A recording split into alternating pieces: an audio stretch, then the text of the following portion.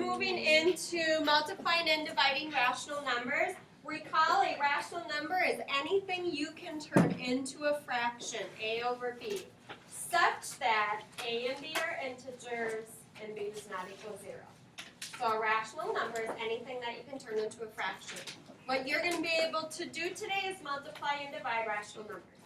Okay? Little reminder for fractions. If you multiply, you go top times top over bottom times bottom. For dividing, you go first fraction times the reciprocal. What does reciprocal mean? Hunter? You flip it. Flip. Reciprocal is flip. So first times flip, pretty much. So reciprocal means flip it. All right. So you're going to see things look similar to the following examples. The first thing I do when you're multiplying a fraction by a whole number, put a 1 on the bottom, please. It's much easier to work with it. Now I know what the numerator is and I know what the denominator is. So top times top, negative 2 times 4 over 1 times 5. Negative 8 fifths. Leave it improper. That's what 8th graders do.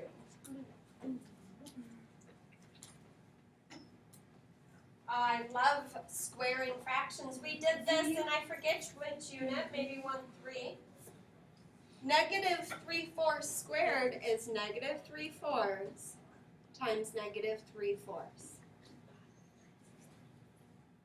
Top times top. Negative 3 times negative 3 is 9 over bottom times bottom. 4 times 4 is 16.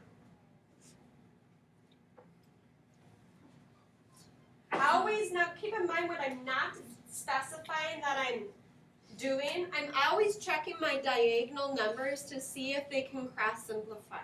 I'm just not saying anything right now about it. So, because I haven't needed to. But know that that's the first thing that's going through my mind. Can I cross simplify? No, I can't. Top times top, bottom times bottom. Another thing that's going through my mind that I'm not saying aloud, I'm making sure that I don't have any mixed numbers. Because if you have a mixed number, you have to turn it improper. Okay? Alright, so I can't cross simplify. I'm going to go top times top.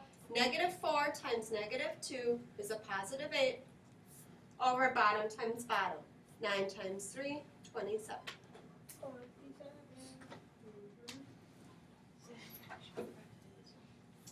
Alright, so you're going to be doing things like that today. That's not too shabby.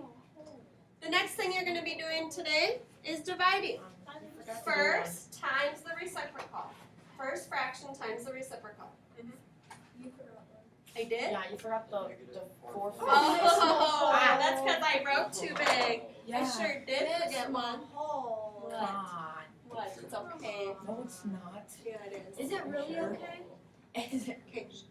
Oh. My Okay, now that I have room for this one, you need to be very, very careful when the negative is outside of the parentheses. The reason being is it's not part of that base.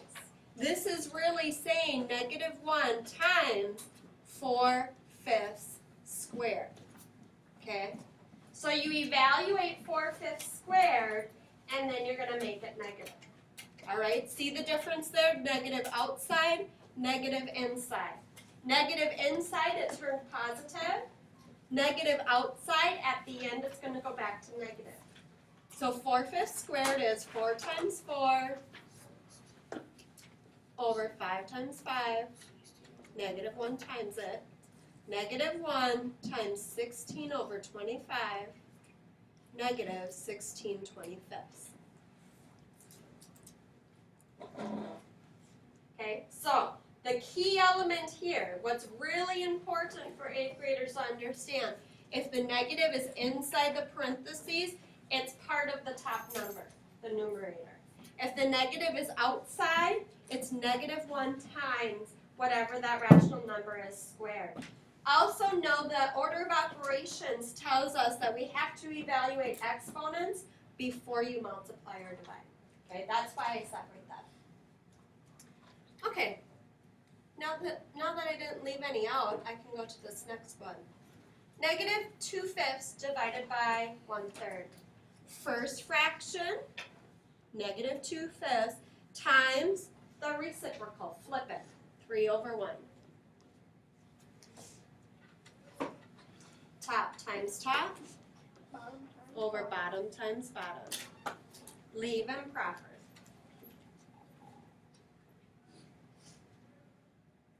Next one, I have a whole number, and I am putting a 1 on the denominator. Whoa. Yep, that's genius right there. Now, first fraction times, flip it. Top times top over bottom times bottom. I'm leaving the bottom out.